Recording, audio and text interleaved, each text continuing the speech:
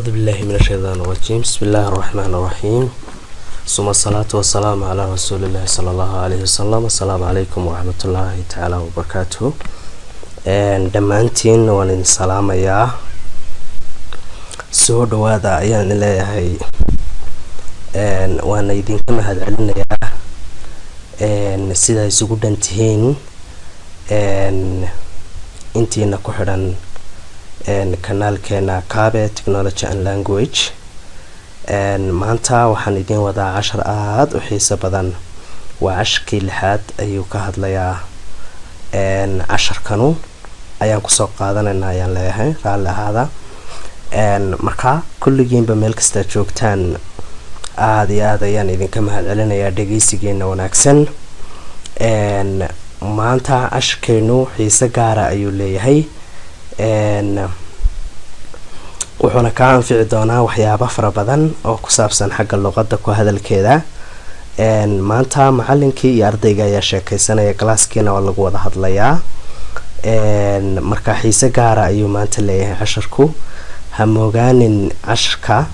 inaad sii sheer garayso aad la sii wadaagto walaalaha kale si uu kanaalkuna inoo ku faafo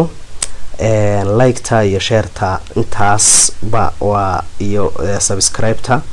intaaba inoo ku dadaala insha Allah waan idinka codsanaynaa insha Allah inaa intaa nagu caawisaan si aa ula socotaan cashar kasta markaan soo gelino waa inaad like garayso waa inaad subscribe garayso gambaleerkana furato si aanay casharadu kaan soo gelino uu ku soo gaaro okay waan bilaabanaynaa mar labaad ku soo dhawaada cashka lixaad lesson 6 cashka lixaad wuxuu ka hadlayaa classroom expressions wada hadalka fasalka classroom expressions wada hadalka galaaska may I come in the class please Fadlan galaaska ma soo gali karaa halkii aad galaaska gargaraaci lahayd ayaad markaa ka maarmaysaa waxaad leedahay may I come in the class please Fadlan galaaska ma soo gali karaa marka macallinka baa kula hadlaya wuxuu ku leeyahay yes you can come in the class please yes you can come in the class ha waad soo gali kartaa fasalka okay casharadani waa casharo basic ah oo aynu ku baranayno sida loogu hadlayo luqada ha waad soo gali kartaa marka ayuu leeyahay macallinkii yes you can come in the class ha waad soo gali kartaa okay may I go outside please Fadlan dibadda ma u bixi karaa yes you can go outside ha dibadda waad u bixi kartaa bad laakiinse come back quickly usoo laabo ama usoo noqo si dhaqso ah macallinka ayaa taa ku jawaabaya macallinka baa hadlaya waxyaabaha uu macallinku ku hadlayo ee luqada waafaqsan waa inaad markaa adiguna aad taqaanaa tusaale ahaan wuxuu qoranayaa stand up please Fadlan istaag sit down please Fadlan fadhiiso open the door fur albaabka open the window fur daaqada intaa wuu ku oran karaa waadna kaga xisaabtami kartaa okay shut the door riix albaabka shut the window riix daaqada shut up aamus macallinkii baa hadlaya oo hadalkan oo dhale come here halka kaalay write the lesson qor casharka read the lesson akhri casharka okay stop writing George qoraalka waa macallinkii markuu ardaydiisa ula hadlayo ayuu kuwan oo dhan uu isticmaalaa fasalka dhexdiisa cashka si ciwaankeenaba ka muuqatay waxa la yiraahdaa classroom expression wada hadalka fasalka marka read the lesson akhri casharka stop writing George qoraalka put the pens down dhiga qalmaanta put the pens down dhiga qalmaanta stop shouting George qaylada help me the pen qalin igu caawi okay stop fighting George dagaalka stop fighting George dagaalka look at on the blackboard sabuurada si fiican u soo eeg macallinkii baa hadlaya adigana ardayga baa taywad joogtaa look at on the blackboard soo fiiri sabuurada stop talking and trouble George dibka iyo hadalka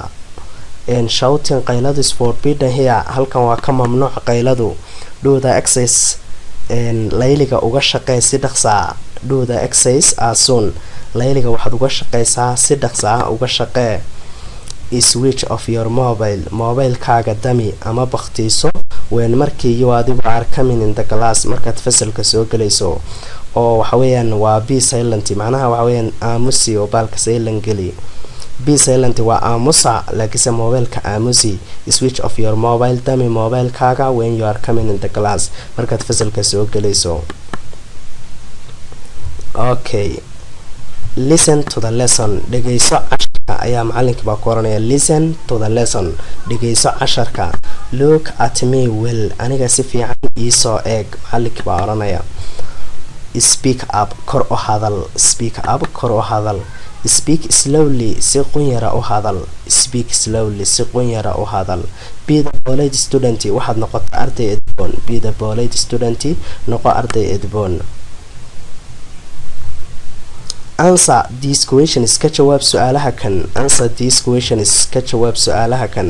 macallinka saa oranaya open your books fur buwaagtaada and turn to page 30 waxaad nala soo baxdaa page-ka 30aad oo aan casharka ku qaadanayno markaa by the fee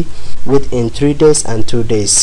lacagta fiiga ah ee aad bixiso ee bisha waxaad ku bixisaa 3 casho gudahood ama 2 casho gudahood ku bixi macallinka ayaa oranaya listen to the lesson haddaan dib ugu soo yar noqono look at me well speak up speak slowly be the polite student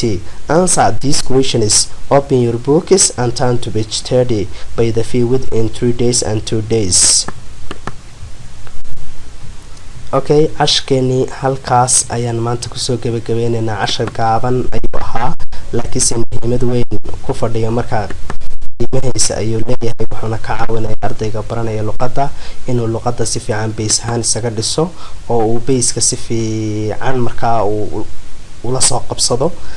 si uu hadhow toole dhexdhexaadkiisa uu luqada si fiican oo macaan uu ugu hadlo aad iyo aad ayaa ugu mahadsantihiin daawashadeena fadlan nagu soo biir ha moogaanin inaad subscribe tiraado taas ha naga ilaabin aad iyo aad ayaa u mahadsantihiin halkaasaan kusoo gabagabeynaya cashka maanta intaan ka xiga ku kulmi doono kan ka xiisa badan waxaan idinkaga tegayaa salaanta islaamka assalaamu calaykum waraxmatullaahi tacaala